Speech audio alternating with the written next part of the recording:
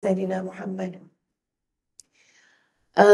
Kita gunakan lidah kita, lisan kita untuk banyak-banyak menyebut tentang Rasulullah sallallahu alaihi wasallam, banyak selawat pada Nabi, banyak bercerita tentang Nabi sallallahu alaihi wasallam pada anak-anak kita, pada kawan-kawan kita, pada keluarga kita, pasangan kita. Banyakkan bercakap, bercerita tentang Rasulullah sallallahu alaihi wasallam.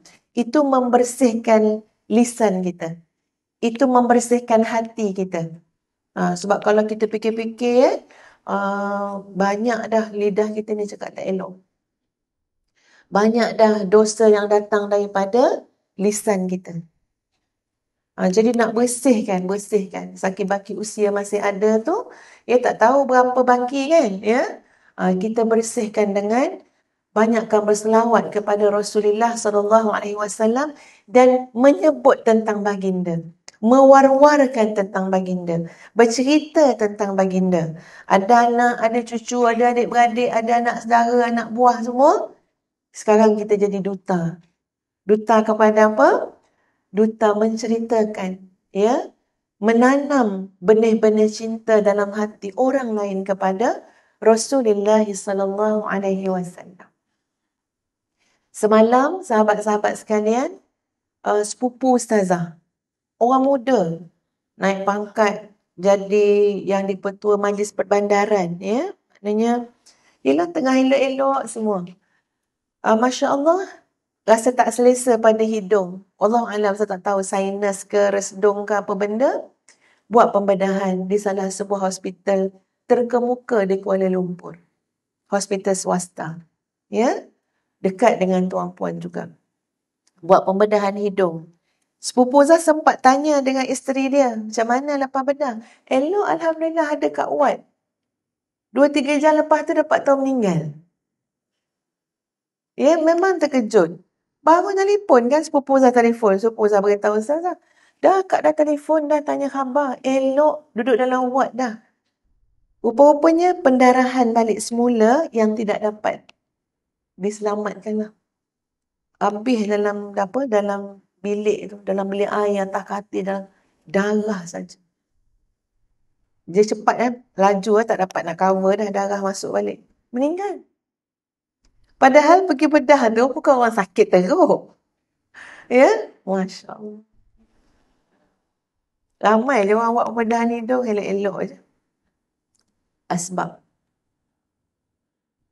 Kita yakin kan kita baca Quran, takkan cepat sesaat, takkan lambat sesaat. Tertulis. Tak tahu kita semua ni tertulis bila. Tak tunggu sakit berat, tak tunggu tua. Tertulis. Allahu Akbar. Baik, sahabat-sahabat yang dikasihi sekalian, sebelum datang ni dah mesyuarat dah dengan beberapa pihak. Kita nak sambung kat mana? Jadi Ustazah pun tengok kat catatan Ustazah juga Jadi Ustazah berijtihad. Jadi halalkanlah ijtihad ni. Kalau salah ke apa ke, minta maaf lah. Jadi Ustazah menyambungnya pada hikmah yang ke-97. Mengambil kira catatan-catatan Ustazah. Betul ke? Jadi kita sambung tu, kalau buku ni buku yang macam ni, sebab dia ada cetakan pertama, cetakan kedua. Kalau buku yang ni, muka suratnya adalah 123.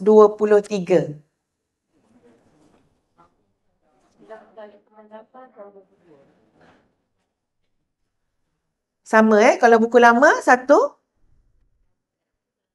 Tengok yang 97 lah cari 97. Nanti Ustaz baca, tengok sama tak? Mungkin ada cetakan tu berbeza.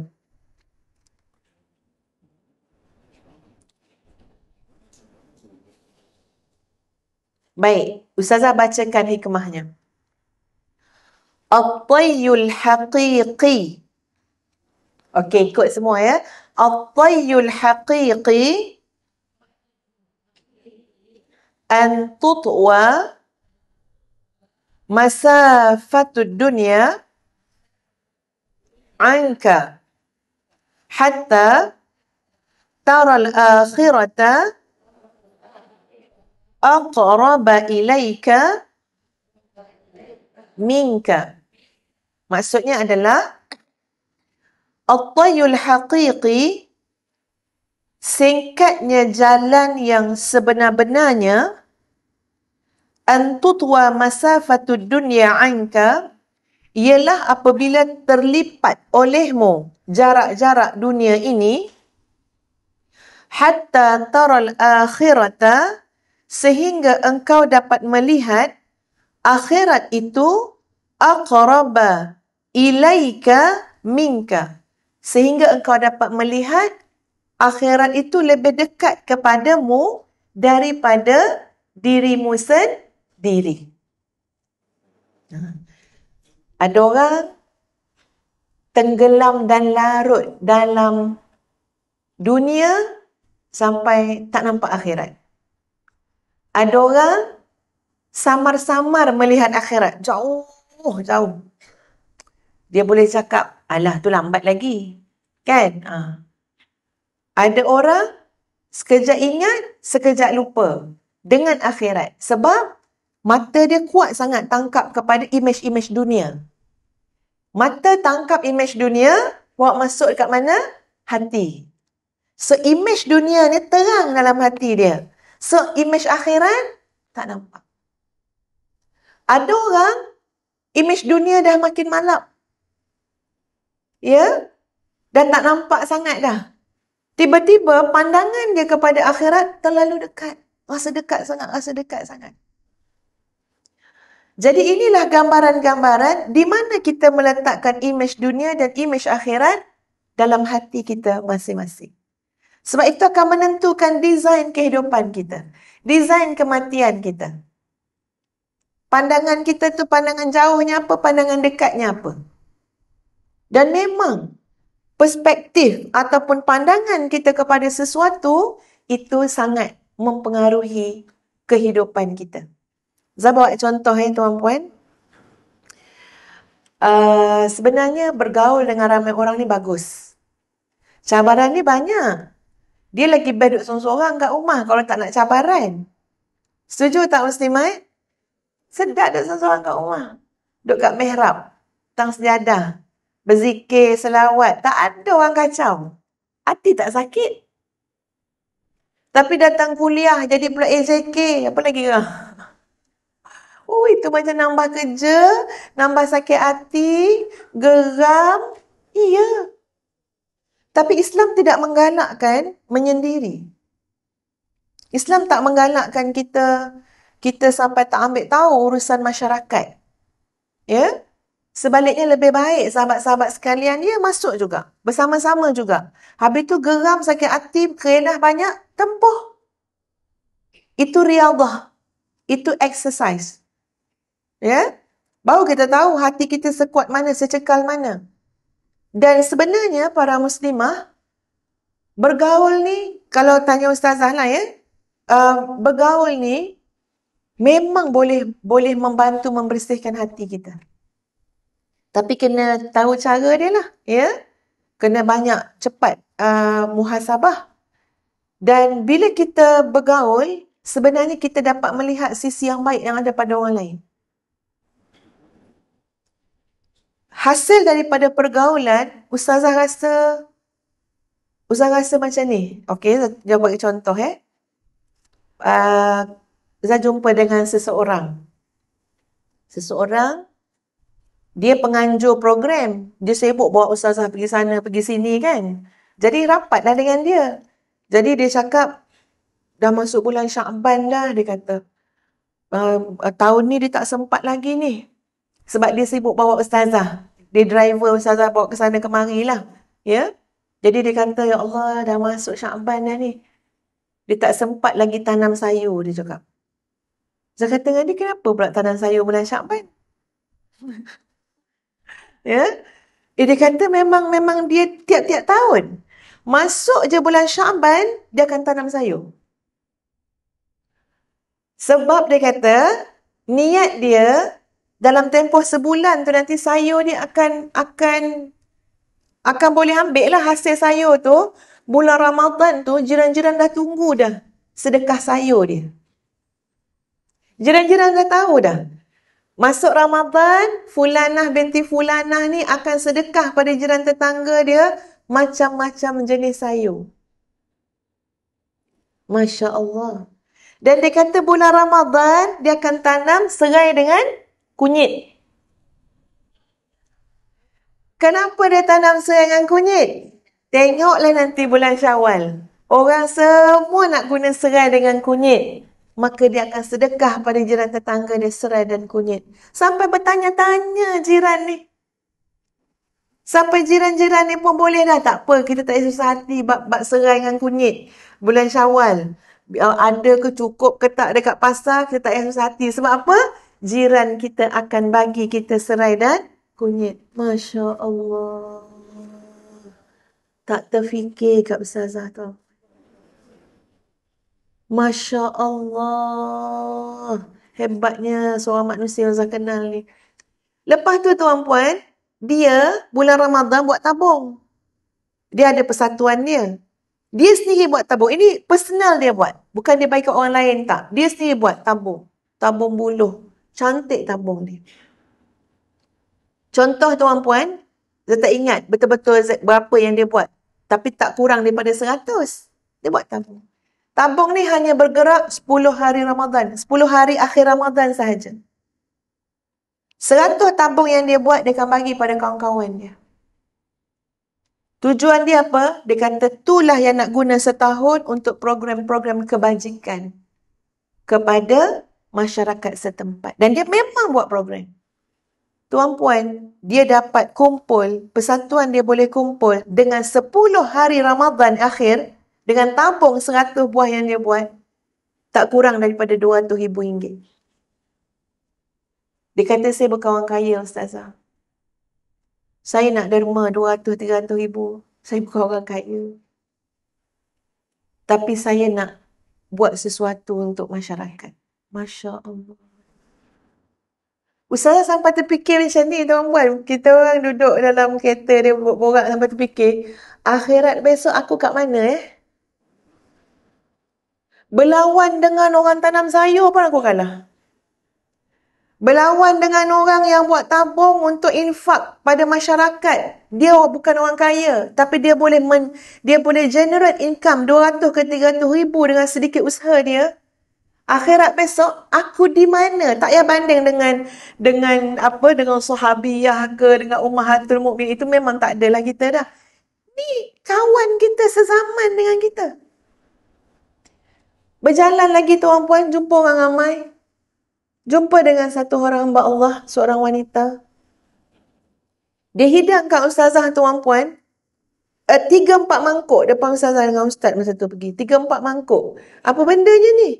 Ini adalah mi yang dia buat sendiri. Cuma dia nak bagi kami rasa yang ni mi kari, yang ni mi sup, yang ni mi kicap, yang ni mi. Banyaklah. Dia suruh kita rasa semua. Semua saya buat sendiri. Sampaikan mi tu tuan-puan sebab tak nak anak cucu makan yang tidak berstatus halal dan tayyibah. Dia kata halal boleh jadi, tayyibah ni payah. Ya, maka dia tak nak ada pengawet, ada pewarna. Dia letak tu za'faran, nak bagi warna kuning. Dia blender tuan-puan dengan apa? Dengan kismis, nak bagi ada khasiat lagi pada mi yang dia buat. Dia blender dengan kismis. Macam-macam inovasi dia. Dia kata sebab saya tak belajar tinggi ustazah. Sumbangan saya pada anak cucu saya adalah jaga makan minum mereka. Jadi dia kata alhamdulillah Allah bagi saya menantu yang bila pergi mana-mana, contohnya ustazah, pergi mana-mana, makanan keluarga dia tanggungjawab menantu dia. Tak turun awal-awal restoran mana-mana, semua tunggu dalam kereta dulu, menantu dia akan turun survey dulu. Sampai puas hati, halal dan tayyibah, baru jemput mak mentua, mak sendiri, anak, isteri turun, dah boleh makan. Abah dah pastikan elok. Masya Allah. Melopong saya dengar tuan-puan. Masya Allah. Dan Ustaz makan dia punya mi kari dia tu, sedap. Sedaplah pada Maggi lagi. Jadi usah kata, ya Allah, ramainya orang baik atas dunia ni. Ya Allah, ramainya orang baik atas dunia ni. Jadi akunya di mana? Akhirat besok aku duduk kat mana? Apa yang kita perjuangkan dalam hidup kita ni?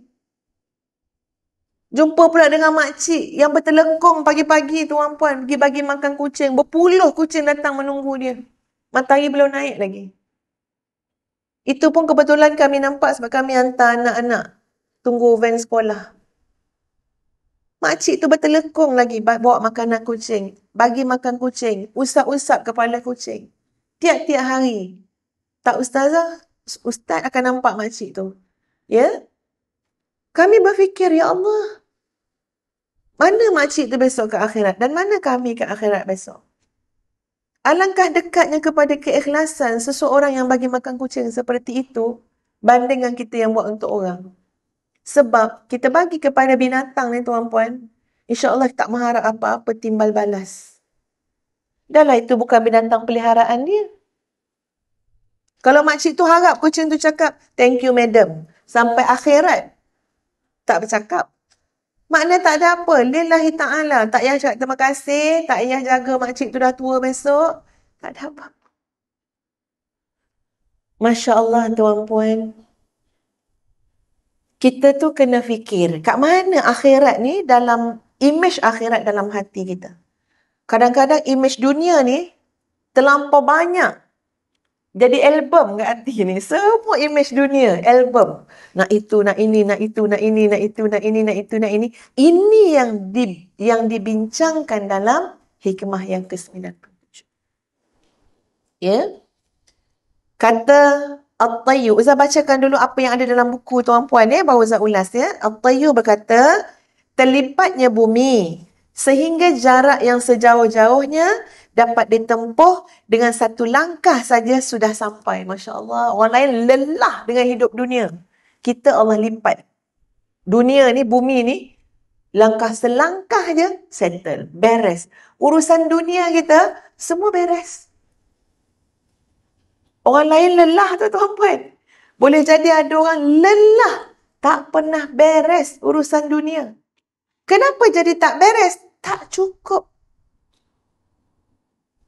Kenapa orang tu rasa beres? Sudah dicukupkan oleh Allah Subhanahu Wa Taala. Dah rasa cukup dah. Cukup dah. Alhamdulillah, alhamdulillah. Jadi langkah dia, dunia tu dipendekkan oleh Allah Subhanahu Wa Taala. Dilipat maksud dia apa? Dibereskan. Untuk mencari dunia bagi satu golongan ni senang sangat. Tik jari je. Sebab apa? Alah, bukan ada nilai sangat pun, bukan ada harga pun. Macam tu. Tapi kita yang rasa dunia ni terlalu bernilai, terlalu tinggi, terlalu mulia, kita payah untuk mendapatkannya. Kata At-Tayyu, juga maksudnya adalah menghabiskan masa siang malam dengan solat dan puasa semata-mata. Maka dia akan terasa perjalanan dunia ni cepat, singkat. Sebab apa? Sebab dia menghabiskan perjalanan dunia dia dengan siang dia berpuasa, malam dia pulun tahajud, qiyamul lail. Dunia ni akan terasa singkat baginya.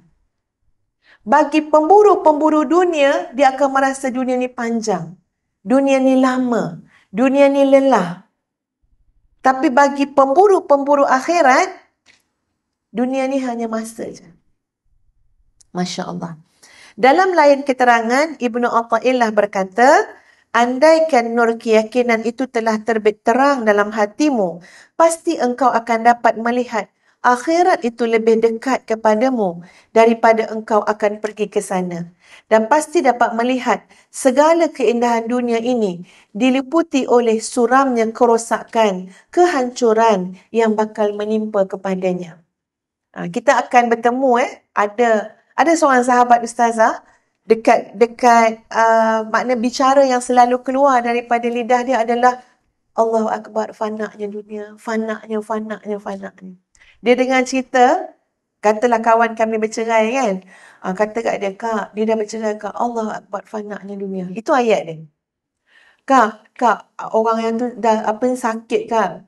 Dulu dia sihat dia sakit, Kak, Allahu Akbar, fanaknya dunia. Kami jadi terbiasa dengan sahabat seorang ni sebab dia selalu mengangkat ayat fanaknya dunia, fanaknya dunia, fanaknya dunia. Betul. Memang betul tuan-puan. Apa saja tuan-puan dengar, elok tuan-puan cakap. Fanaknya dunia. Tak ada yang kekal. Musnah, hancur. Rosak. Tuan-puan, ni rombongan anak ustazah suami dengan Muslim Care Malaysia Society, Yayasan Ustazah, Yayasan Integrasi Al-Hufaz berada dekat Turki dan Syria. Dan menghantar report kepada kami sentiasa. Cuba bayangkan untuk mereka, macam mana agak mereka melihat dunia bandingkan kita melihat dunia. Mereka adalah mangsa-mangsa gempa bumi. Yang sangat teruk. Ada berpuluh ribu lagi dah dibiarkan je lah bawah runtuhan tu. Siapa yang nak keluarkan? Betapa fanaknya dunia. Betapa fanaknya. Kita jaga orang sampai jangan terantuk tuan-puan. Betul tak? Kalau nampak benda, elok-elok terantuk kepala kan? Sekarang dia duduk bawah apa? Bawah runtuhan. Tak ada apa yang boleh buat. Satu ketika, mungkin bulan lepas, bau mayat tu bawa di angin. Tapi ni dah kurang dah. Jadi sekarang ni memang anak isteri, kalau ada tinggal lagi anak isteri, anak suami, hanya melihat saki-baki runtuhan rumah mereka yang belum dikeluarkan lagi mungkin sanak saudara mereka, sebab habis dah cara dah lama sangat dah. Hanya melihat sekarang ni adalah proses untuk bersihkan semua bangunan-bangunan. Bayangkan betapa fanaknya dunia. Boleh jadi yang di bawah runtuhan bangunan tu betapa ternamanya dia. Hebatnya dia. Boleh jadi seorang guru yang dimuliakan dulu. Boleh jadi seorang... Tapi dunia ni fana. Bukan tempat yang kekal abadi. Jadi untuk melihat mangsa-mangsa tu tuan-puan, dia dah maknanya dengan apa yang mereka lihat, apa yang mereka lalui, mereka dah rasa demikian dah tak ada apa dah. Sebab itu ada di antara mangsa-mangsa ni masih lagi nak duduk dekat bangunan yang dah runtuh. Boleh kat celah-celah tu boleh duduk kan? Sebab apa? Sebab khemah pun terhad. Cuaca sejuk. Mereka nak berlindung. Jadi masih boleh berlindung padahal kemungkinan runtuh balik tu tinggi. Semalam masih ada gegaran. Kemarin masih ada gegaran. 5.5 ke 5.6. Masih ada gegaran. Tapi mereka kata tak apa. Tengok Sebab 5 orang ahli keluarga saya dah mati. Biarlah kot saya mati pun. Tak apa. Dia punya macam tu psikologi mereka dah. Bawa bantuan tu tuan-puan sekalian. Bawa lori kan. Rupanya belakang lori tu ramai orang dah. Bila manjat tak tahu. Lori barang rupanya ramai dah orang dalam lori tu. Terpaksa berhenti. Minta turun. Masing-masing tu dah campak-campakkan bantuan tu dah. Mereka dah ambil atas. Kita tak perasan kita duduk depan lori. Dah duduk dalam lori. Bukanlah orang tu orang miskin, papa kedana dulu. Orang elok-elok, orang sederhana, orang senang. Tapi dah diuji dengan bencana alam. Tak ada makanan tuan-puan. Hantarlah berapa tan pun tak cukup. Sanggup masing-masing. Maknanya apa dia? Tak apalah ambil je. Tak payah cakap, ambil je. Kena minta turun. Sumbangan ni bukan kat kawasan ni. Kita nak hantar kawasan lain. Bergaduh. Dunia ni fana tuan-puan. Tak ada benda yang kekal. Semuanya akan rosak. Kita pun makin rosak. Betul tak? Sel-sel kita makin rosak kan? Maknanya yelah sampai masa macam itulah jadinya. Makin tua je kita. Makin melemah je. Ni nampak sehat ni sebenarnya sakit lutut, sakit belikat. Jangan kata perempuan ni ustazah ni. Bertungku, berurut kan? Selalu bertungku kat rumah. Sebab apa? Sakit urat. Tak suruh orang dah. Siapa orang nak buat lagi? Penat dah menungku dia je kan. Ya? Sekarang tak suruh orang. Panaskan tungku diri sendiri. Tapak kaki. Memang usah buat. Sebab apa? Sakit urat tuan-puan. Memang. Lepas tu kan, okey lega. Esok sakit balik. Tungku lagi. Nak bagi tahu apa? Fanaknya dunia. Kamu takkan dapat kekal sihat dan cergas. Akan dimamah usia. Akan lemah.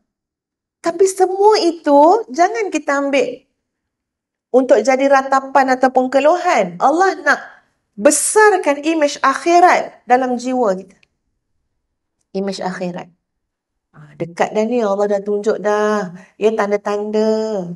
Jadi banyakkan bekalan. Allah bagi kita rasa badan kita lemah supaya kita juga tidak menambah bebanan. Tapi menambah bekalan. Jadi, ini kata Syekh Ibn Atha'illah, bila nur keimanan, nur tauhid dalam hati kita tu bercahaya, kita pasti akan dapat melihat akhirat lebih dekat daripada diri kita sendiri. Ya, apatah lagi nak banding dengan dunia, kita akan mulai melihat keindahan-keindahan dunia hanyalah satu benda yang suram sahaja. Sebab apa?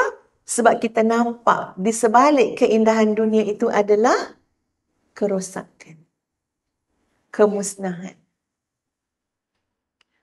Ya tengok je lah cerita-cerita kematian kan. Habis tak ada apa dah. Mati ni tutup buku.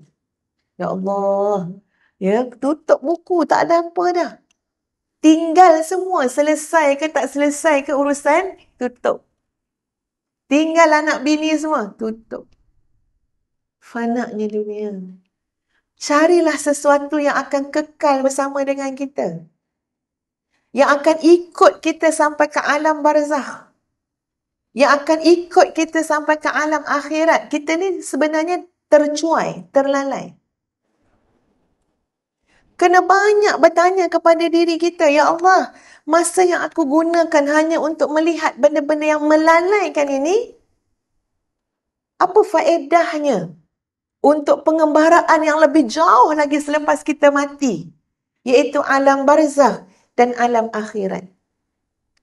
1 jam, 2 jam dalam kelalaian, kalau digantikan dengan perkara-perkara bermanfaat, zikrullah, salawat, ya, amar ma'ruf nahi mungkar, dakwah, buat kebaikan, benih-benih kebaikan, ditanam. Itu Masya Allah, kita mati tuan-puan, bersama-sama mengiringi kita sampai ke alam kubur, alam barzakh. Ya, Masya Allah. Orang lain tak nampak, tapi itu hakikat yang akan ada bersama-sama dengan orang-orang yang beramal soleh. Tapi orang yang terlengkar dengan dunia, dek sebab persekitaran, dek sebab pergaulan, ini kena hati-hati. Tuan-puan, pilih pergaulan yang baik. Pilih sahabat yang baik. Pilih ikutan yang baik. Dan pilih apa yang mata kita nak pandang, apa yang telinga kita nak dengar, dan apa yang hati kita nak rasa. Sebab 3 ni adalah kekuatan yang sangat mahal yang Allah bagi pada kita. Kita pandang sesuatu yang menyebabkan kita rasa macam kita ni tak ada apa-apa, kita rasa tak cukup, kita mulai rasa tak puas hati, berhenti pandang benda tu. Boleh faham sahabat-sahabat semua? Ya? Kita berhenti pandang benda tu. Bukan maksud ustazah benda tu tak baik. Tuan-puan, kadang-kadang benda tu elok. Tengok orang, tengok keluarga orang. Elok kan? Keluarga orang tu bukan tak baik. Mungkin keluarga orang kaya. Mungkin keluarga orang senang. Orang tu baik je, tapi kesan kita melihat tu kepada diri kita. Kesan kita melihat kepada diri kita tu macam tak baik. Kita mula rasa macam, aku tak cukup. Suami aku pemalas. Tengok suami orang tu, dia jadi benda apa ni, benda tak puas hati pada diri kita. So kita tahu, okay, stop. Sebenarnya Nabi dah bagi kaedah dah. Dalam urusan dunia, pandanglah orang yang di bawah kamu. Ya. Dalam urusan dunia, pandanglah orang yang di bawah kamu. Hati kita ni berbicara, tuan-puan. Hati kita ni boleh bagi fatwa. Fatwa bukan maksud fatwa, macam fatwa muzakarah kebangsaan ke tak. Dia boleh bagi isyarat. Kita sendiri rasa tak sedap, berhenti. Kita rasa tak sedap, Tengok orang susah. Tengok orang mak-mak yang jaga anak-anak kena upaya. Hati kita rasa macam mana? Makin rasa bersyukur. Makin rasa nak sabar. Makin rasa, ya Allah, aku ni banyak dosa dengan kau. Aku tak bersyukur. Nampak tak? Kita rasakan kesan daripada hati. Maknanya apa? Pergi ziarah orang susah. Pergi ziarah orang sakit. Banyakkan berjalan di hospital. Itu membantu hati kita. Melihat orang dalam kehidupan dunia yang dia dilempahkan kesenangan, yang dia diberi macam-macam, itu dah ada kaedah dalam Quran. Apa kaedah dia? وَلَا تَمُدُّنَّ عَيْنَيْكَ إِلَى مَا مَتَّعْنَا بِهِ. Tengok dalam surah Taha. Ya, saya tak nak salah baca ayat. Tengok surah Taha. Okey, surah Taha ayat 131. A'udzu billahi minasy syaithanir rajim. ولا تمدن عينيك إلى ما متعنا به أزواجا منهم زهرة الحياة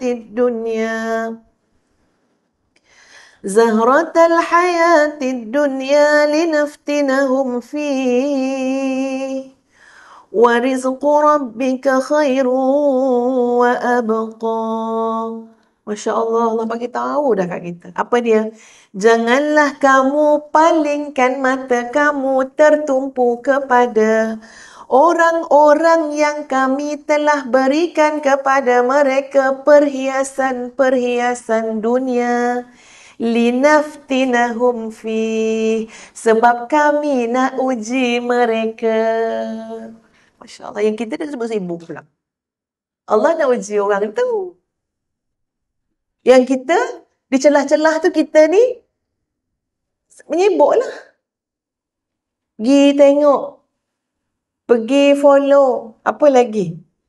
Pergi memperhalusi. Banyaklah baju dia tak pernah pakai baju yang sama.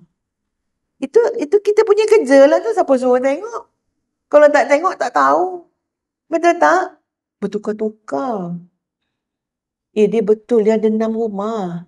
Hari tu dia ambil gambar kat rumah ni. Sekarang mana dia duduk rumah tu, dia dah pindah rumah lain punya. Kalau tak tengok, tak tahulah tuan-puan. Betul tak? Kalau tak tengok, tak tahu. Tak payahlah ambil tahu tu pesan orang tu. Linaftinahum fih. Kami nak uji mereka. Itu ujian Allah kepada mereka. Yang kita ni apa masalahnya pula? Jadi Allah menyebut kepada kita, wala tamuddanna ainaika. Kamu jangan tengok. Kamu jangan tengok. Dan kita boleh rasa apa dia? Tak sedap hati kita. Tak sedap pun hati kita.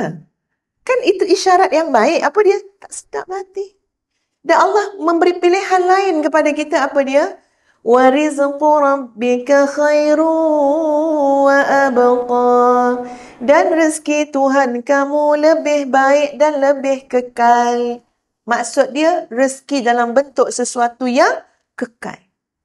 Apa yang ada di sisi Allah Subhanahu wa ta'ala. Daripada kebaikan, keberkahan, rahmat, amal soleh. Yang tu kita kena cari. Sebab status dia lebih baik dan lebih kekal.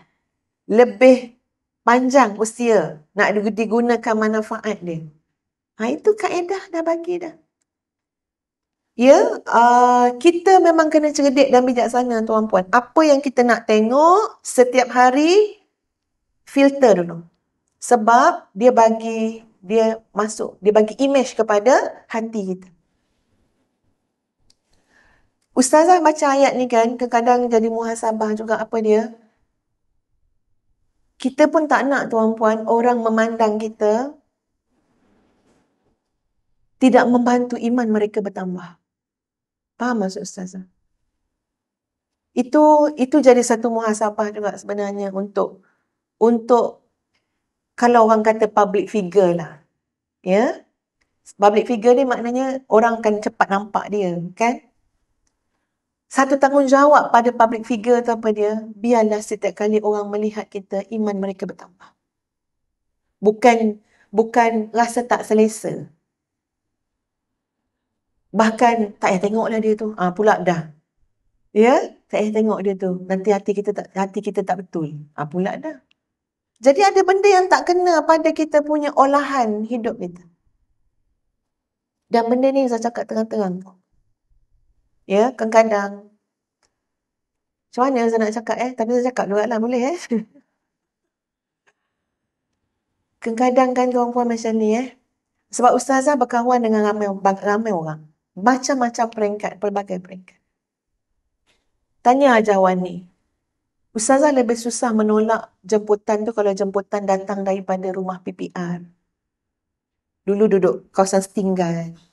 Dan ustazah memang bermula pergi ceramah tuan-puan dekat kawasan Setinggan. Dulu Setinggan Kerinci, Setinggan Kampung Limau, Setinggan. Ustazah dulu belajar kat UM. Ya? Dah biasa dah. Ngajar-ngajar kat situ. Jadi, kawan-kawan baik kita tu, kita punya hubungan baik sebab dia orang ni baik-baik sangat. Anak saya dulu, Kak Long tu masa kecil dulu, saya nak pergi kuliah UM, makcik-makcik tu tolong jaga. Ya? Nak exam, makcik-makcik tu ambil jaga. Elok dia orang jaga. Jadi ustazah punya hubungan dengan dia orang tu kuat. Bila kita ada hubungan dengan orang-orang yang susah tuan-puan sekalian, antara benda yang payah Ustazah nak buat adalah ajak mereka datang rumah Ustazah. Sebab apa Ustazah takut? Melukakan hati mereka. Ini saya cakap terang-terang tuan-puan.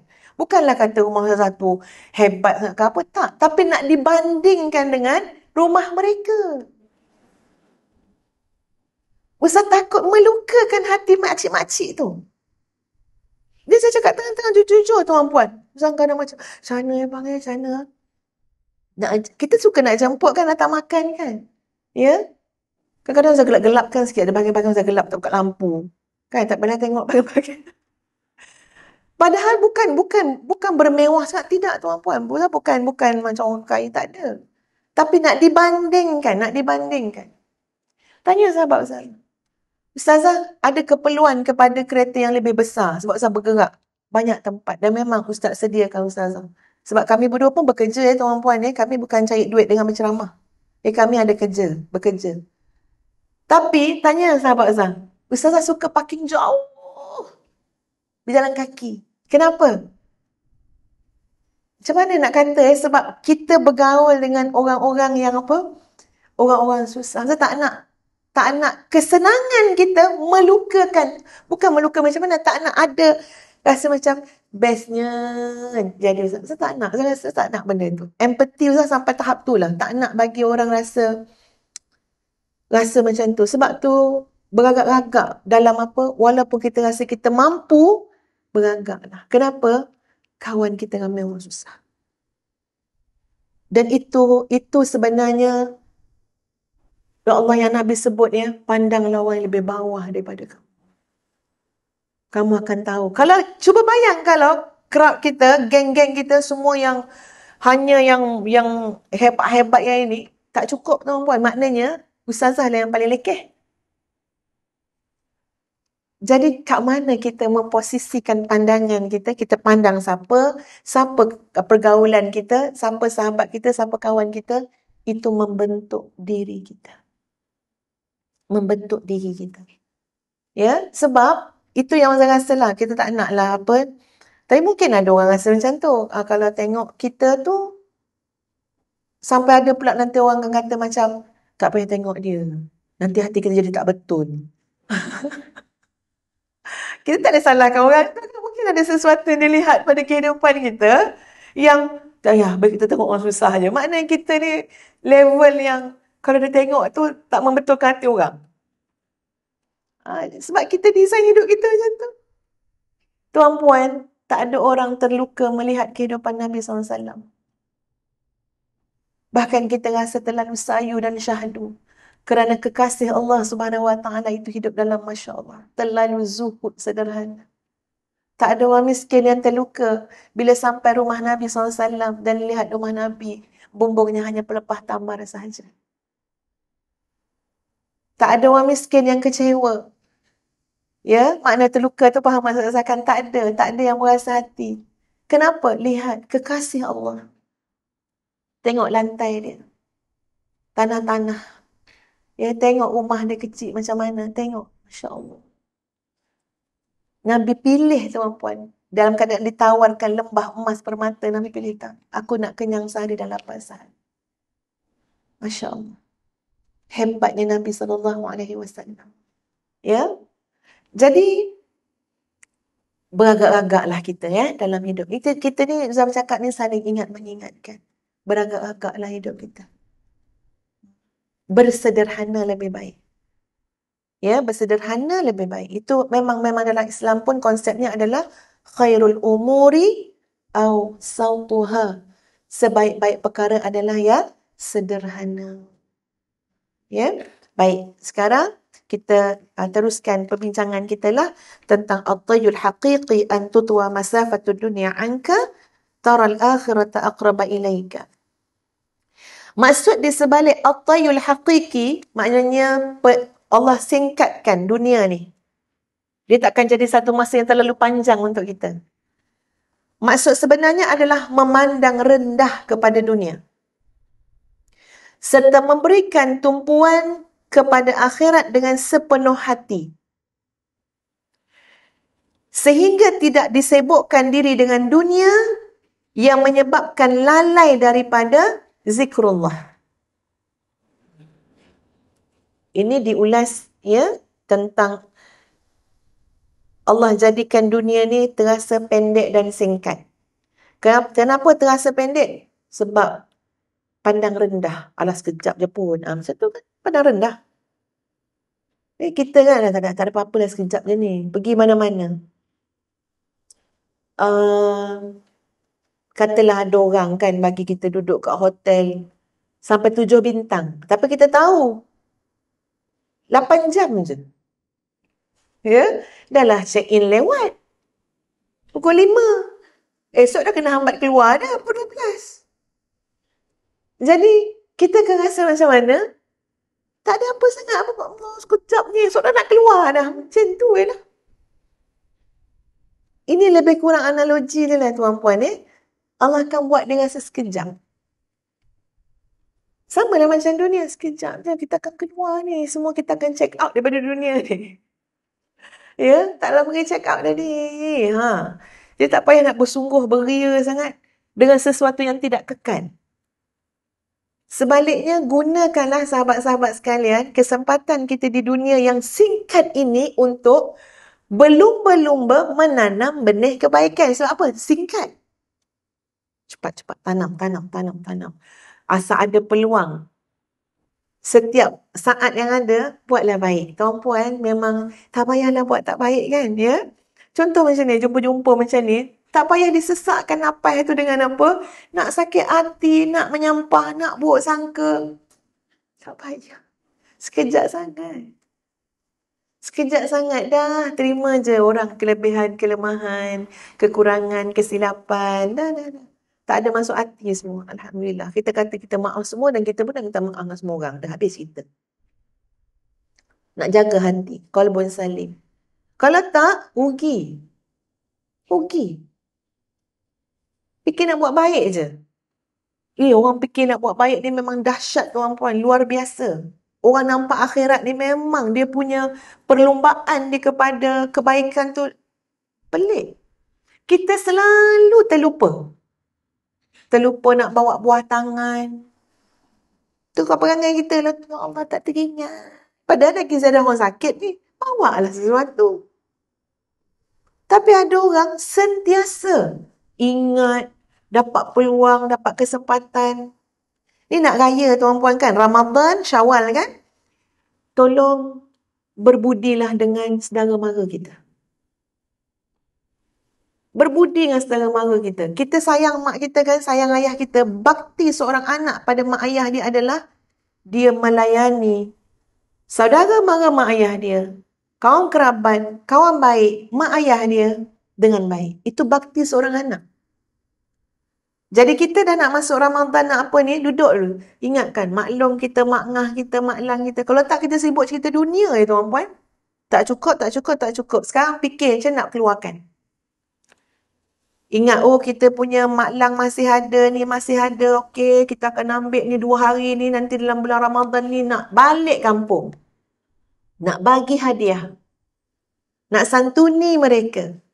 Nak gembirakan mereka. Bagi kain ela ke, bagi serunding ke apa ke, bagi duit sikit. Kita jangan hanya ingat pada orang jauh, orang Turki Syria kita ingat. Alhamdulillah, bagus juga. Tapi kerabat kita. Saudara mara kita.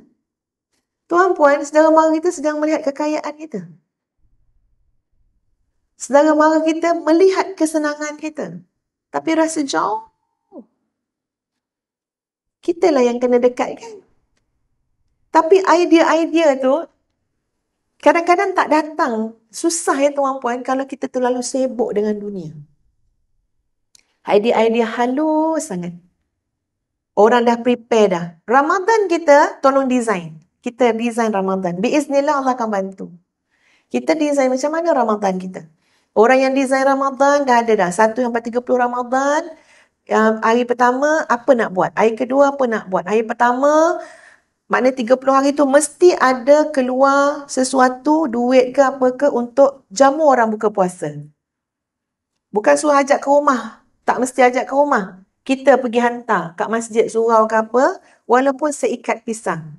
Kita tak nak Ramadan kita berlalu begitu saja. Kita je yang mengambil hasil kebaikan orang, bukan kita yang nak jadi orang baik. Kalau tak design tuan-puan daripada sekarang, tak boleh nak macam tadi cerita tanam sayur. Masya Allah, tak terfikir tuan-puan. So, kena buat sesuatu. Itu yang sebenarnya untuk orang yang merasa dunia ni singkat, dia akan cepat, bersegera dan tidak bertangguh untuk menanam benih kebaikan. Nak minta maaf, jangan tangguh. Dah rasa dah idea nak minta maaf tu kan? Tak jadilah, raya nantilah. Terus dia. Tak payahlah payah-payah. Tak nak minta maaf. Kalau minta maaf kan lagi menjadi-jadi perangai dia. Itu urusan perangai dia. Kita lepas dah apa dia minta maaf. Kan orang-orang yang rasa dunia ni terlalu sekejap rapuh kan? Kita buat cepat-cepat. Buat baik. Sebenarnya tuan-puan, orang keliling kita sekarang dalam hidup kita adalah jalan-jalan kebaikan untuk kita, jalan syurga untuk kita. Kita mencari yang jauh-jauh. Padahal kita masih ada mak kan? Mak kita tu jalan syurga kita. Kita masih ada ayah, ayah tu jalan syurga kita. Adik-beradik jalan syurga kita. Ramai adik-beradik kadang-kadang berasa hati Dan benda ni memang kena diingatkan. Ustazah pun ingatkan diri sendiri. Kita mungkin lebih baik dengan BFF kita. Sekarang zaman orang boleh tengok dalam Instagram. Rumah kawan dia sampai punya jauh. Rumah adik dia, rumah abang dia, rumah kakak dia tak datang. Betul tak tuan-puan? Itu silaturahim. Ya? Tak kira lah apa alasan. Tapi itulah nak beritahu lemahnya kita. Lemahnya kita. Ya? Hubungan adik-beradik ni hubungan yang ada seni dia. Ada nikmat dia. Akhirnya bila kita susah, adik-beradik juga yang akan tolong. Bukan BFF tu sangat. Ya? Jadi, Masya Allah, aku nak tanam kebaikan. Aku nak kuatkan silaturahim. Dengan ahli keluarga, dengan adik-beradik. Akulah yang kena panggil diorang semua buat family day, main sini. Ustazah, okey contoh tuan-puan, Ustazah fikir, ya Allah macam mana aku nak buat baik ni? Arwah kakak sulung saya dah meninggal. Cucu dia ramai. Cucu dia ramai. Anak dia ramai. Kita mungkin kadang-kadang tak perasan sebab kita sibuk, kita tak memposisikan diri kita sebagai pengganti. Kita tak pengganti secara mutlak. Tapi ni bahasa simbolik lah. Pengganti kepada mak dia orang dan nenek dia orang. Jadi, mungkin pada permulaan tu Zah terleka sikit. Kita tak rasa kita pengganti. Kita macam terleka sikit lah. Ya?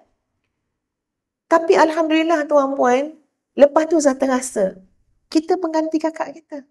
Anak-anak dia perlukan mak. Tapi mak saudara lah kan perlukan mak nak berkongsi kejayaan anak dia. Lepas tu tuan-puan Uzah nampak, oh sepatutnya aku macam ni. Dan memang dia mengubah karakter dan sikap kita. Kalau tuan-puan perasan, Uzah banyak ambil gambar dengan cucu-cucu saudara. Ambil gambar, peluk. Sampai saya fikir, kalau cucu saudara Ustaz boleh berlari kat Ustazah, boleh nampak kan? Dia panggil, Oma Wan ikutlah kan ya. Dia panggil tu. Maknanya itu bagi Ustaz indikator, Ustaz dekat dengan dia orang. Jadi Ustaz cuba buat macam tu. Mana ni, mana cucu Oma ni, mana cucu Oma. Itu anak kakak, anak cucu kakak Ustaz. Tapi Ustaz kata, kalau aku terlupa yang aku menggantikan tempat mak dia, sebab ni mak saudara sabit dia kan, mak saudara dia, ya, maka aku hanya buat baik dengan orang jauh, tapi tidak dengan orang dekat. Anak kakak Uzah bagi tahu, makcik, anak dia dapat jadi pengawas. Uzah fikir, macam mana Kak Long Uzah akan buat? Kalau dia tahu cucu dia jadi pengawas, apa dia akan cakap? Kakak kita tahu lah perangai dia macam mana kan? Apa dia akan cakap? Apa dia akan buat? Masya Allah tuan-puan, jalan untuk jadi orang baik terlalu luas. Orang yang ada di sekeliling kita itulah jalannya. Kunci dia. Kita takut terlupa, terlalai nampak yang jauh. Turki Syria kita nampak kan, ya. Sebab kita tengok yang bahan ni. Ini yang dekat-dekat ni. Mak saudara kita yang sakit. Tapi maksud saya macam tu lah tuan-puan. Orang yang melihat, orang yang image akhirat tu kuat dalam hati dia, Allah akan datangkan pada dia, ini jalan-jalan. Kebaikan, tanam benih kat sini. Ini tanam benih kat sini. Ini tanah kosong, tanam benih kat sini. Ini lopong lagi, tanam benih kat sini. Berebut nanam benih. Tapi orang yang hanya melihat image dunia, dia sedang sibuk. Dia sedang lelah. Kerana dunia masih belum cukup untuk dia. Banyak mana dunia baru nak rasa cukup? Takkan ada jumlah dia. Untuk pemburu dunia, tak ada jumlah untuk mengatakan berapa yang akan cukup. Sebab tu makin akhir zaman, makin banyak kita dengar bunyi juta-juta, bilion-bilion, nak banding zaman kita dulu kan. Masa 70-an, 80-an, sejuta pun tak ada nak bayang banyak mana. Sekarang, tak main dah sejuta ni, 100 juta, 500 juta, 200 juta. Aduh, pening kita. Bayangkan tuan-puan. Jadi, contoh ya, diceritakan bahawa Syekh Ibrahim Adham bertemu seorang lelaki tua yang abid, yang dikurniakan keramat, dapat merentasi perjalanan jauh dalam masa singkat. Ibrahim Adham tanya, Pakcik nak pergi mana? Tanya Ibrahim. Dia jawab, ke Mekah. Sambil dia jemput Ibrahim makan dan minum. Setelah siap, Ibrahim Adham berkata, saya nak pergi bersama. Setelah mereka berdua keluar, laki-laki tua tu pun berkata, pegang tangan saya. Ibrahim kata, karamah yang laki-laki tua tu ada. Ini cerita lah ya. Bila cerita-cerita macam ni, memang bukan tak mesti, saya tak tahu nak kata sahih ke apa, kita ambil je lah mana-mana pengajaran. Sebab ada je manusia yang Allah berikan karamah ya. Jadi kata Ibrahim Adham, betul-betul saya merasakan macam disingkatkan ya, kelipan mata tu ya, sampai akhirnya dia kata, saya sampai ke Mekah mengerjakan solat bersama dengan laki-laki itu. Dan Ibrahim berkata kepada laki-laki itu pula, boleh tak bawa saya pergi ke Madinah? Laki-laki itu berkata yang sama, ya, pegang tangan saya, dan dia kata betul, saya telah sampai ke Madinah. Jadi katanya Ibrahim Adham, demikianlah pengalaman saya dengan laki-laki yang ada karamah, kerana laki-laki itu adalah ahlul khutwah. Ahlul khutwah. Ibrahim Adham ni kan seorang ahli sufi kan. Ibrahim Adham kata, memang ramai berkata, laki-laki itu digelar ahlul khutwah. Apa makna ahlul khutwah? Ahlul khutwah ni adalah orang yang memang Allah akan singkatkan dunia untuk dia. Sampai secara zahir pun, perjalanan pun akan jadi singkat dengan dia. Sebab dunia ni terlampau rendah pada pandangan diri dia. So Allah berkuasa untuk buat demikian kepada dia. Kata Ibrahim Adham, laki-laki itu adalah ahlul khutwah, iaitu orang yang dikurniakan keramat dapat merentasi jarak perjalanan jauh dalam masa yang singkat. Dan ini tidak mustahil sebab lihatlah mukjizat yang telah Allah berikan kepada Nabi SAW dalam peristiwa Isra' Mi'raj. Jadi tak mustahil. Cuma peristiwa Isra' Mi'raj ada dalilnya yang sahih. Adapun keramat para wali ni, kita boleh dengarlah cerita tapi tak ada dalil yang sahih. Ya? Boleh jadi juga ada pendustaan terhadap riwayat tersebut. Tetapi kita boleh mengambil iktibar bahawa itu tidak mustahil bagi Allah Subhanahu wa ta'ala. Kan dalam doa musafir pun kita berdoa, Ya Allah, dekatkanlah perjalanan yang jauh ni. Bagi Allah. Macam-macam cara nak bagi dekat. Tertidur. Daripada naik kapal terbang, sampailah sampai. Tapi rasa macam baru setengah jam mak tidur. Dah. Allah nak bagi rasa tu tak lelah, tak penat. Itu terlalu mudah bagi Allah Subhanahu wa ta'ala. Allah Maha berkuasa. Orang yang tak mencari Allah ni memang rugi tu. Kita memang kena banyak belajar, mendengar tentang kekuasaan dan keagungan Allah Subhanahu wa ta'ala. Semalam Ustazah pergi belajar. Ustazah pergi usrah. Ada nakibah Ustazah. Ya? Nakibah Ustazah bercerita. Dia kata, dia cerita pasal ni lah, ya, pasal perang Tabuk. Mana yang menangis kita dalam usrah tu. Ceritanya adalah satu part tu, dia kata, Allah Maha berkuasa, Allah Maha berkuasa. Kita nampak pasir banyak kan tuan-puan? Tapi tahu tak kita bintang di langit lebih banyak daripada pasir? Masya Allah, subhanallah. Bintang kat langit tu lebih banyak daripada pasir. Maksud dia apa? Terlalu luas langit. Terlalu luas. Ini kita pasal kita kat bumi, kita nampak pasir. Pasir pun tak terkira. Langit dengan bumi, langit tu luas yang amat. Jadi nak beritahu bintang tu yang bersinar-sinar tu dah lah lebih besar. Dan lebih banyak. Kerana Allah Subhanahu wa ta'ala Maha berkuasa, Maha hebat, memiliki segala-galanya. Masya Allah. Di tengah-tengah tu kita lelah mencari makhluk. Makhluk yang dalam beg dia pun ada RM4.5. Punyalah tak ada apa-apanya makhluk. Tak ada apa benda pun. Tapi kita rela, lelah untuk perhatian makhluk. Allah yang Maha hebat, Allah yang Maha berkuasa. Tak pula kita peduli kan? Contoh saya tak tahulah. Ini satu contoh yang terlintas kat kepala Ustaz. Saya tak tahulah ada kaitan ke tak dengan ni ya. Saya cuma nak cerita je. Ustazah naik Grab. Nak pergi klinik. Masa tu tuan-puan, malah nak nyusah-nyusah orang. Ya? Anak Ustazah tu, isteri dia bersalin. Kan? Jadi sekarang kalau kita minta hantar pergi klinik sekarang, dia kena menunggu. Mungkin dia boleh, tapi kita tak nak menyusahkan orang. Masa tu Ustaz tengah sibuk-sibuk nak pergi ke Turki, pun tak nak menyusahkan orang. Ustazah memang ada appointment kat klinik. Mesej Hajah Wani kata dia demam. Saya tak kata Ustaz nak pergi klinik. Saya cuma tanya, apa ni, okey tak? Dia kata dia tak demam, suami pun tak sihat. Jadi Ustaz tahu benda macam tu, Ustaz tak nak susahkan orang. Jadi apa dia? Ambil Grab. Kan senang, tak nyusah orang. Balik kan, Grab lagi. Jadi naik Grab. Bila naik Grab, saya terfikir satu benda. Saya terfikir, tuan-puan, benda yang sama anak kita akan buat ataupun kita akan buat menghantar orang. Contoh kita hantar suami ke, kita hantar anak, kita hantar mak kita kan. Kita hantar ulang-alik. Benda yang sama, pemandu Grab pun bawa kereta macam tu juga. Dia tak ada lagi ada bertambah 8 je, tak ada. Sama je. Tapi kan tuan-puan, dengan kita bayar pemandu Grab tu RM30 contohnya, urusan kita beres. Tak pernah berungkit-ungkit cerita apa lagi dah. Betul tak? Ada tak pemandu Grab yang ungkit kat perempuan? Ingat tak jasa saya?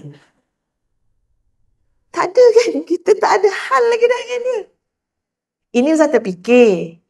Kenapa kita bila tolong orang, berbekas nak ke hati kita pertolongan kita tu. Untuk orang hargai lah, untuk orang ni lah. Tuan-puan, RM30 settle lah orang tu bayar. Kita bukan Allah nak bayar RM30 kalau buat baik dengan orang. Allah nak bayar Terlalu mahal yang Allah nak bayar. Tak puas hati lagi ke? Ustazah berfikir dalam Grab tu. Kalau ustazah kena hantar mak pergi klinik, kalau kita kena berbakti pada mak ayah, pada suami kita, pada anak-anak kita ataupun anak-anak kita kena tolong kita, kan? Maksud dia apa dia? Kita tak perlu rasa diri kita berjasa.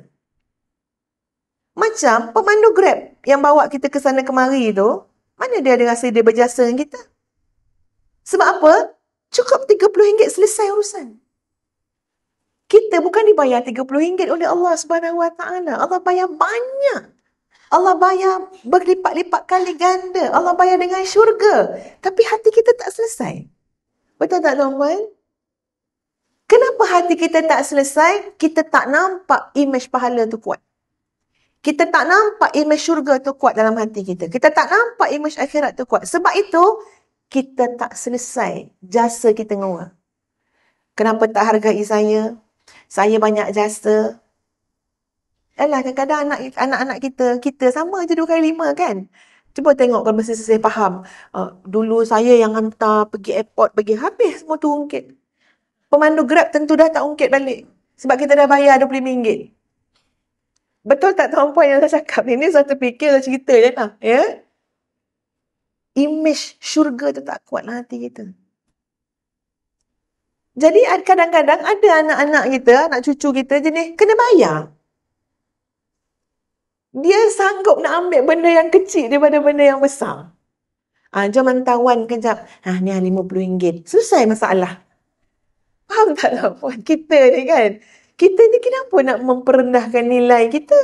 Sebab imej akhirat tak kuat.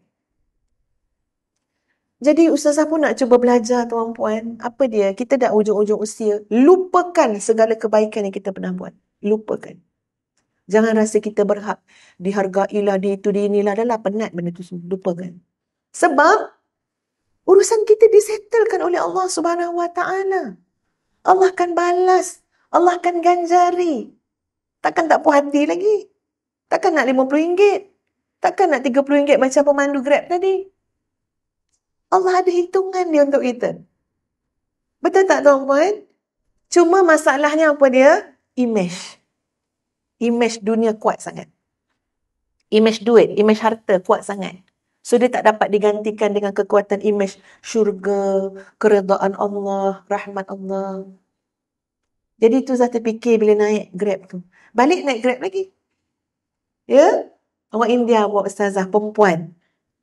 Settle, bayar settle. Tak ada urusan dah. Dia pasti takkan, dia tak tahu hutang budi apa dah dengan dia. Ya? Jadi samalah kita dalam hidup kita tuan-puan. Kita kena melihat akhirat, ya, ganjaran apa yang ada di sisi Allah tu lebih kuat daripada yang nampak dengan mata kasar. Baru kita rasa settle dah. Sebenarnya urusan kita dengan anak-anak kita, kok ada jasa-jasa kita dulu. Jasa kita dengan suami kita, jasa kita dengan adik-beradik kita, kan? Dulu kita mungkin seorang kakak yang tolong adik, kan, sampai berjaya. Sebenarnya dah settle tuan-puan. Siapa yang rasa belum settle, kat situlah dia merana. Dah settle. Siapa yang settle kan? Allah Subhanahu Wa Taala. Allah tak pernah lupa apa yang kita buat dulu, susah payah dia. Kok ada kita sampai ithar, mengutamakan adik kita lebih daripada kita. Allah tahu. Tanpa perlu diberitahu. Settle dah benda tu. Maknanya apa dah? Tidak menjadi kelukaan kepada kita lagi kalau misal kata, tak pandai hargai ke apa dah. Kalau kita nak nasihat pun bukan sebab kita, tapi kita nak minta mereka berakhlak. Sebab akhlak Islam yang suruh mensyukuri, menghargai. Sakit tak? Tak. Tak sakit apa. Mak-mak ni mudah kecil hati. Lagi tua lagi mudah kecil hati. Ustazah memang terfikir sudahnya kenapa ibu-ibu memilih untuk duduk seorang-seorang. Selagi mampu. Padahal anak tu ada driver. Itu orang dengan 9 driver lah. Ya? Anak tu ada driver, maknanya mak nak pergi mana mak? Nak kuliah taman tak? Driver saya hantar. Nak pergi sini. Tapi mak tu kata apa? Tak. Biar mak duduk seorang-seorang. Kawan-kawan tahu sebab apa? Sebab mak tu nak jaga hati dia dengan anak dia. Ini Ustazah, bila kita makin tua tuan-puan, kita makin dapat menyelami apa yang mak kita sedang rasa. Dia nak jaga hati dia. Masalah anak kan jadi masalah dia. Semua jadi berat beban. Jadi mak-mak ni biarlah mak tak tengok depan mata, tahu cerita je, mak berdoa. Tak depan mata. Sebab apa? Sebab penat tau mak kita nak tanggung. Sebab masalah anak-anak memang akan masuk dalam hati mak. Seolah-olah macam masalah dia sendiri. Itu memang empati yang Allah bagi pada mak yang rahim tu dalam perut dia dulu. Ya, memang. Alah, cucu Ustazah kuning pun Ustazah baca Yasin. Baca Yasin pagi Jumaat tu. Pada zakat Terengganu tu. Anak saya kata, Umi naik balik kuning. Okey. Risau je tau. Terus ambil Quran baca Yasin. Ya Allah. Itu sampai saya kata macam manalah orang yang macam-macam yang Allah uji kan. Dia cepat. Padahal dulu masa anak kita kuning, kita jemur je. Betul. Tak ada baca Yasin. Tak pernah saya buat baca Yasin anak saya kuning. Cucu saya kuning saya baca Yasin. Ya Allah, tolonglah angkat kuning ni, ya Allah. Sebab apa? Sebab kita tak boleh tengok anak kita tu susah. Itu perasaan mak ya tuan-puan. Tak boleh tengok. Biar kita tanggung. Jangan anak kita, jangan cucu kita. Jadi sebab tu saya fikir, lama-lama Ustazah pun sama juga besok ni. Nak duduk sorang-sorang lah. Biar dapat khabar aja. Lepas tu kita berdoa. Kalau tengok depan tu macam-macam. Mak ni mudah kecil hati. Anak tak tahu mak dia kecil hati. Kita besar datang ke hati. Jadi, kenapa kita mudah kecil hati tuan-puan? Yang ni nak kena betul-betul. Ya? Image tu kena betul. Image dunia akhirat tu. Jangan terlalu kuat merasa diri kita berbudi. Sebenarnya, kita lahirkan anak, kita susukan anak, kita besarkan anak, dah selesai urusan tu. Selesai dah. Dengan siapa? Dengan Allah Subhanahu Wa Taala. Tak ada terhutang apa-apa. Habis tu kenapa kita nasihatkan anak supaya menjaga hati ibu bapa, berbakti pada ibu bapa, berbudi pada ibu bapa? Perintah Allah. Wa qadha rabbuka alla ta'budu illa iyyah wa bil walidaini ihsana. Perintah Allah. Nanti hidup kamu tak berkat. Nanti hidup kamu tak berjaya. Nanti susah hidup kamu. Bukan soal kecil hati. Hati kita dah tak ada apa. Segala benda kita dah buat pada anak, cucu, keluarga kita sudah selesai dengan Allah Subhanahu Wa Taala. Itu kena jaga tuan-puan. Ya? Contoh tadilah tu Ibrah naik Grab. Ya? Okey. Baik. Sikit lagi. Tertipu dengan dunia akan menghijab seseorang daripada nampak akhirat dan menghayatinya. Itu di antara ibrah. Hikmah ini adalah supaya kita tidak tertipu dengan dunia. Jadi kalau dunia ni kena dilihat dengan dua pandangan. Nampak indah tapi samar-samar. Sebab apa? Dia akan rosak. Idza aradallahu syai'an ayaqul lahu kun fayakun. Habis. Kaum-kaum Samud apa semua Ad tu semua dahsyat dia punya kemajuan tamadun dia hancur, lebur, tak ada apa yang tinggal. Okey. Dalam sebuah hadis Nabi SAW, qala Nabi SAW li Harithah radhiyallahu an, "Kaifa asbahta ya Harithah?" Faqala asbahtu mu'minan haqqan. Faqala lahu Rasulullah SAW, "Unzur ma taqul, fa inna likulli syai'in haqiqah." Nabi tanya pada Harithah, "Bagaimana kamu berpagi-pagi pada hari ini, wahai Harithah?" Harithah menjawab, "Aku berpagi-pagi dalam keadaan benar-benar beriman." Lalu baginda mengatakan, "Perhatikan apa yang kamu ucapkan. Sebab setiap sesuatu tu ada bukti dia. Ada hakikat dia. Kamu sedap-sedap kata, aku pagi ni berpagi-pagi dalam keadaan sungguh-sungguh beriman." Nabi kata, apa hakikat dia? Maka dia menjawab, tuan-puan sekalian, dia kata apa? Azafat nafsi anid dunya. Hakikat yang aku cakap tadi tu ya Rasulullah adalah hati aku sudah pun tidak memandang dunia lagi. Ya? Fa ashartu laili. Dan aku berdahaga pada siang hari kerana aku berpuasa. Wa azma'tu nahari fa azhartu laili, maksud dia aku berjaga pada waktu malam. Tengok Nabi kata kamu cakap kamu benar-benar beriman. Apa hakikat dia Harisah? Harisah jawab, hatiku sudah tidak memandang dunia lagi. Malamku telah kupenuhi dengan qiyamul lail. Siangku telah aku berdahaga dan lapar kerana berpuasa. Wa ka'anni anzuru ila arsy rabbi bariza. Wa ka'anni anzuru ila ahli al-jannati yatazawaruna fiha. Wa ka'anni anzuru ila ahli an-nar yatadaghawna fiha. Dan aku ya Rasulullah terasa seolah-olah macam aku boleh melihat arasy Allah. Terasa-rasa makna nak kata image yang kuat dalam hati dia tu. Dan aku seolah-olah ya Rasulullah terasa macam dapat melihat ahli syurga saling ziarah menziarahi. Dan aku seolah-olah dapat melihat ahli neraka bertempik-tempik kesakitan di dalamnya. Lalu jawab baginda, Ya Harithah, wahai Harithah, arafta falzam. Kamu telah mengetahui hakikat iman, maka sentiasalah kamu berkeadaan yang demikian. Dalam satu riwayat lain, baginda bersabda, kamu adalah seorang hamba yang hatinya telah diterangi oleh cahaya Allah. Masya Allah. Jadi tuan-puan, tengok gambaran yang kita nak tu apa dia? Pertama, hatiku dah berpaling dah daripada dunia. Dah tak tengok, dah tak pandang. Tak ada apa pun.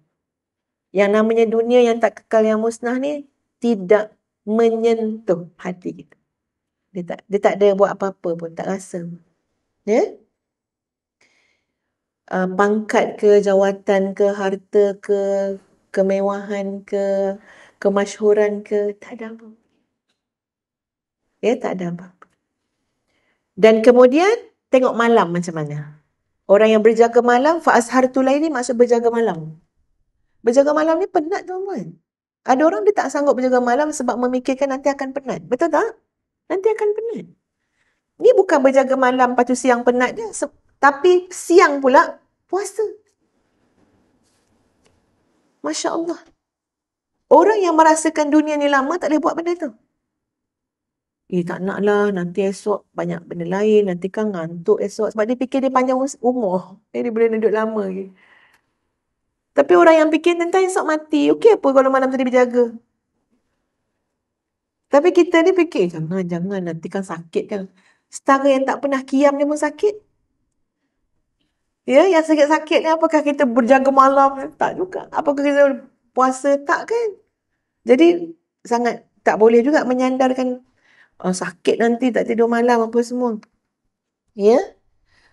Jadi, malamnya berjaga, siangnya dahaga, dan hatinya melihat kepada perkara-perkara akhirat tu sangat kuat image. Rasa macam boleh melihat penghuni syurga berziarah menziarahi, rasa takut dan harap dia kuat. Maka Nabi kata, hati kamu ada nur. Ya, sahabat-sahabat sekalian.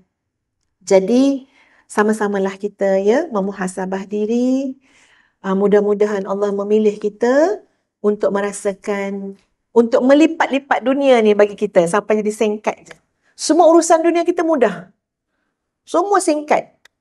Masa jadi sekejap, jarak jauh jadi dekat. Masya Allah ya. Sebab apa? Sebab dunia bukan kat hati kita dah.